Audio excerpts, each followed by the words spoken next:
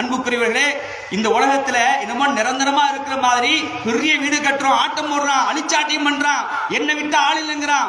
ஒரே ஒரு நரம்பை பிடிச்சி இழுத்தான்னு முடிஞ்சு போச்சு, அவ்வளவுதான். நீங்க பாக்குறோமா இல்லையா? நைட்டு சட்டையை ஹேங்கர்ல கொழுவிட்டு படுக்கிறோம், மறுநாள் காலையில் அந்த சட்டையை போடுவோமா இல்ல கஃன் துணியை போடுமா நமக்கு தெரியாது, யாருக்கு தெரியாது. இதான் இந்த உலகத்துடைய வாழ்க்கை. கண்மணி நாயகம் ஸல்லல்லாஹு அலைஹி வஸல்லம் அவர்கள் கேட்டார்களா இல்லையா? ரசூலுல்லாஹ் மூத்தாரத்துக்கு முன்னாடி பள்ளிவாசலுக்கு வந்தாங்க. வந்து ரசூலுல்லாஹ் கேட்டாங்க, மக்கள்கிட்ட கேட்டாங்க, மக்களே இப்ப நான் எதுக்கு தெரியுமா வந்திருக்கிறேன்? உங்களோடு நான் வாழக்கூடிய காலகட்டத்தில் உங்களுடைய யாருடைய முடிக்காவது, யாருடைய உடைமைக்காவது, யாருடைய மான மரியாதையாவது நான் விளையாடி இருந்தால் இதோ இந்த முகமது இங்க நிற்கிறேன், நீங்கள் பழி தீர்த்துக் கொள்ளுங்க என்று சொன்னார்கள். தன்னுடைய இறப்புக்கு முன்னால் தோழர்கள் வந்து கேட்ட சஹாபாக்கள் அழுதார்கள். யார் சொல்ல, நீங்களா?